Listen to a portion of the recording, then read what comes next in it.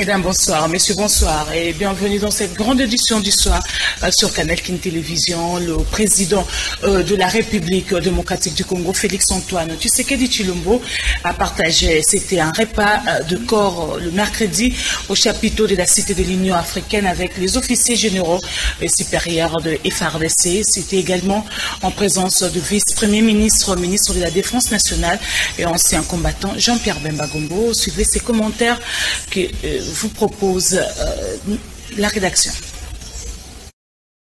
Les officiers généraux, officiers supérieurs et officiers subalternes de toutes les unités de FARDC ont partagé un repas de corps ce jeudi 18 octobre 2023 avec le président de la République et commandant suprême des forces armées Félix Antoine Tshisekedi Tshilombo. Dans la causerie morale d'une demi-heure qui a précédé cette rencontre dînatoire, le président Félix Tshisekedi a rappelé les serments des hommes en armes, à savoir ne jamais trahir le Congo. Il leur a rappelé leur mission constitutionnelle de défendre la patrie, la population ainsi que les institutions. Le président Tshisekedi a réitéré l'engagement du gouvernement en faveur du bien-être des militaires et de leurs familles.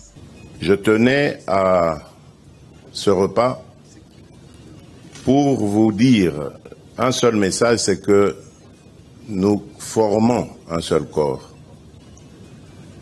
Ce corps des défenseurs de notre pays et de ses institutions. Ce corps défenseur de notre peuple et du territoire national. Au sujet de la situation à l'est du pays, le président Félix Tshisekedi est resté ferme. Nous avons cette mission à remplir jusqu'au sacrifice suprême s'il le faut. Parce que notre pays est l'objet de convoitises, comme vous le savez, mais également de tentatives de déstabilisation. Et nous n'avons pas le droit de léguer aux générations futures un pays qui soit instable, désorganisé et la proie de tous les prédateurs. Au cours de ces repas du corps, les officiers généraux ont renouvelé leur loyauté au président de la République, Félix Antoine Tshisekedi Tshilombo. Qui s'est tenu à autoriser la ratification du projet de loi sur la construction d'un centre financier de Kinshasa. Reportage de la rédaction Canal King.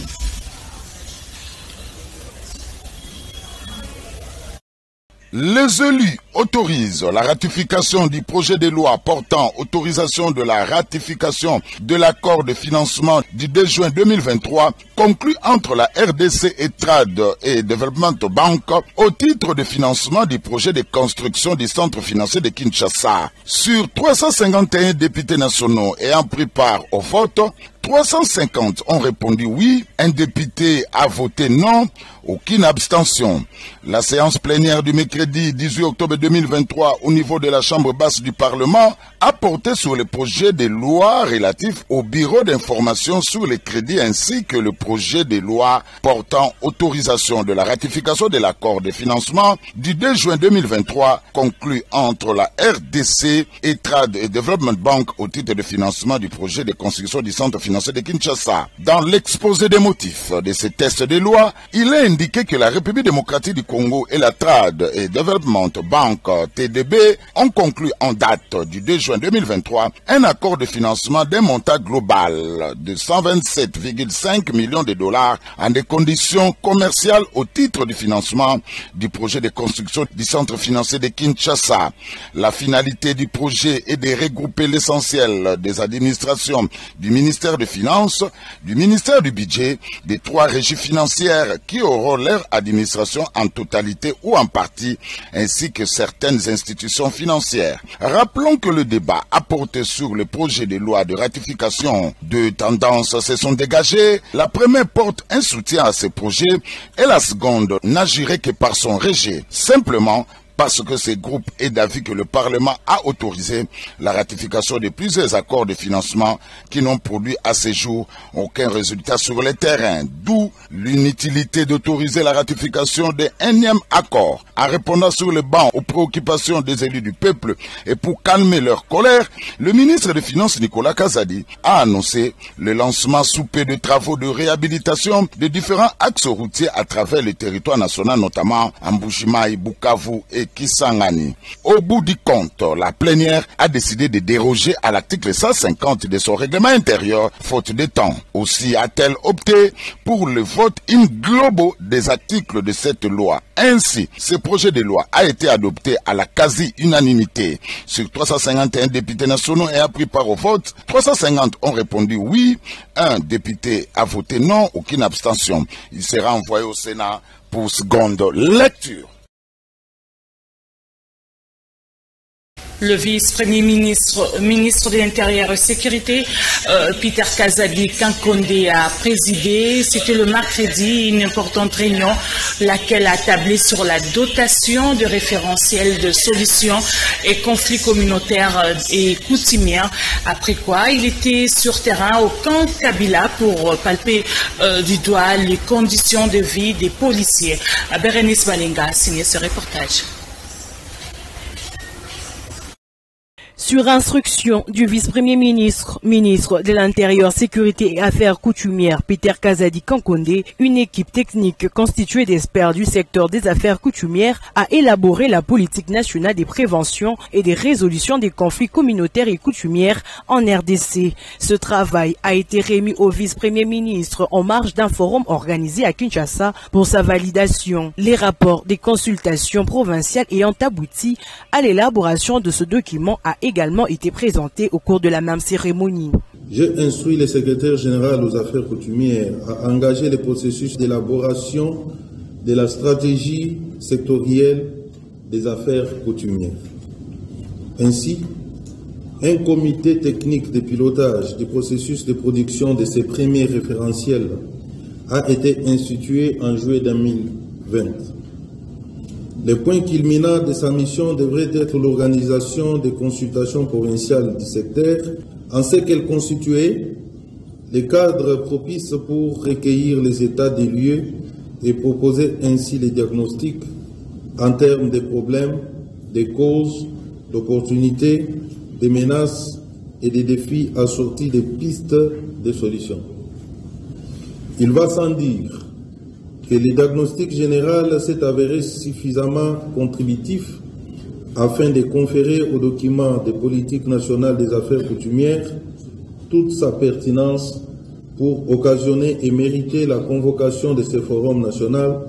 En homme de terrain, le vice-premier ministre de l'Intérieur était également au camp Kabila à Lemba, où il est allé s'imprégner des conditions de vie des policiers et de leurs familles. Ceci, après avoir écouté plusieurs doléances lui est exprimées par les épouses de policiers, les patrons de la territoriale a lui-même visité les différentes habitations des structures sanitaires ainsi que d'autres infrastructures qui s'y trouvent. Suite au non-respect de l'accord des Bibois signé par le gouvernement congolais, le membre du banc syndical de l'enseignement supérieur et universitaire ont organisé un sit-in. C'était devant le cabinet de leur ministre de tutelle, Mohindo Nzangi. Clavier à la Diaco pour les détails.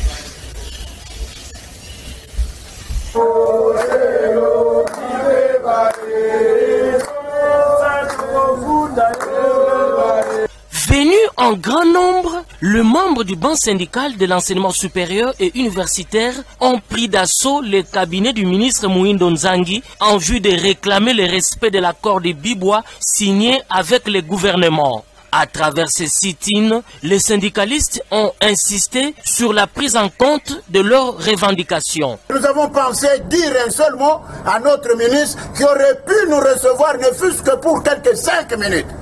Mais vous pouvez vous en rendre compte que jusqu'à cette heure, nous sommes là depuis le matin, le ministre n'a pas voulu nous recevoir. Il est là. où il est parti, mais en tout cas, quand nous sommes arrivés, il était là, il a su que le banc syndical de l'enseignement supérieur universitaire était là. Nous étions là en sitting et nous avons pensé qu'il nous écouterait.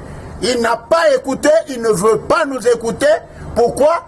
Parce que nous l'avons trouvé dans une réunion de son regroupement politique. Ce cabinet, c'est notre cabinet. Nous devons avoir un contact avec notre ministre. Malheureusement pour nous, partenaires sociaux, quand nous arrivons, le bureau est toujours occupé par les membres du regroupement politique. Nous ne pouvons plus être reçus. Alors, nous disons ceci. Ça, c'est le début des actions que nous avons pensé mener à l'enseignement supérieur et universitaire.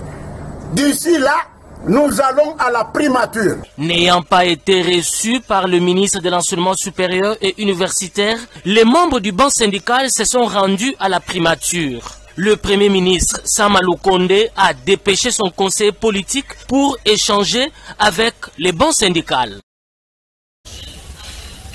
Le secrétaire général du mouvement Ekoki fait la restitution de la rencontre de son mouvement avec la commission de la SADC sur les élections, Bénédicte Diavangama.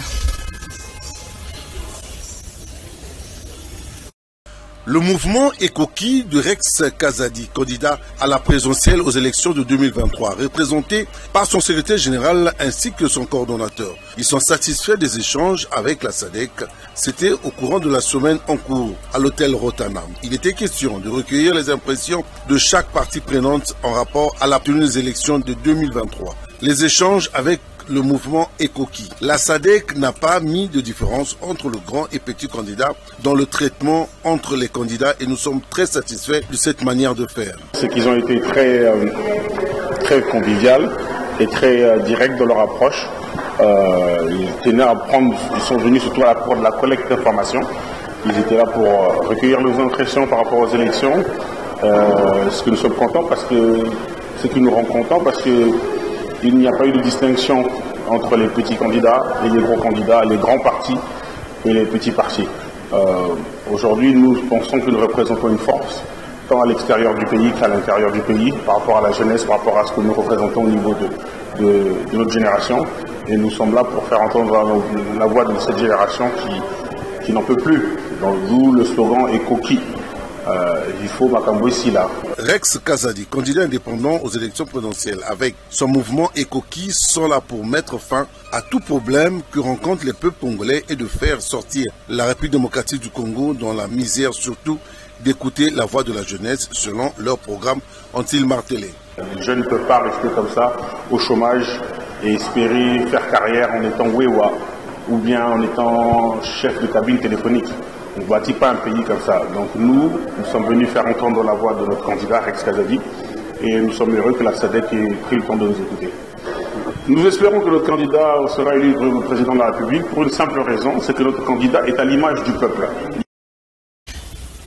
Là, vous venez de suivre le secrétaire général du mouvement citoyen Ekoki, un mouvement citoyen du candidat président de la République, Rex Kazadi. Érosion au quartier Kindele, dans la commune de Mongafula, un grand danger pour la population environnante qui en appelle plutôt à l'implication sérieuse des autorités urbaines. Belia Abata, reportage.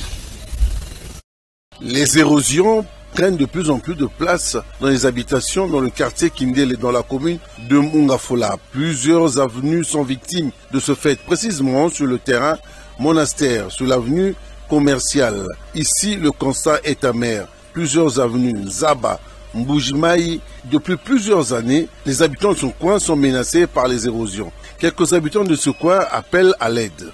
Mutabana makobosali bengi oyo azomwana banda kuzobukana bato bakufa na kati batano soko kuna basama mabele to lembi na biso o so mutwa mutaya malamu ya kobosali bengi o so libende ko kundami kaka be pata lobi to ba bele koto to souffrir koto na bengi oyo moye te yaka o sauver biso te a pas ezali ma bazolela awa moye te nde ya ko sauver biso ite atoko kufa papa tokokufa tanga na vandi kutu awanda ke bukala me bana ba mpanzi ba vandi to yala ka banda nga ka be na libengi. Il est temps que l'autorité municipale et gouvernementale puisse venir à l'aide auprès de ces populations, car cette érosion risque aussi de bloquer la grande route principale de Kindélé. Dans les cadres de la journée mondiale de missionnaires célébrée le 19 octobre de chaque année, laquelle journée qui consiste à propager la bonne nouvelle. Quelques réactions ont été récoltées par Aspito, c'était fait par Choming et Kassiama et Nancy Mianda. La journée mondiale de la mission entre dans la vision de Dieu, parce que Dieu lui-même, il est en mission. La mission que nous accomplissons, c'est la mission de Dieu. Vous savez que quand Dieu a créé l'être humain, c'est pour lui confier la mission. Déjà, au début de la création, au Jardin d'Éden, l'être humain avait reçu la mission de garder les jardins, de les cultiver et de pouvoir assujettir les autres créatures. Et dans la nouvelle alliance, comme l'homme était déchu, le Seigneur Jésus-Christ, il est venu aussi accomplir une mission, celle de sauver l'être humain au travers de sa mort sur la croix. C'est ce qu'il a fait. Et avant son retour, il a confié la responsabilité de la mission au travers de ce que nous disons Ordre suprême à ses disciples, c'est-à-dire à tout enfant de Dieu qui croit en Jésus comme Sauveur et Seigneur.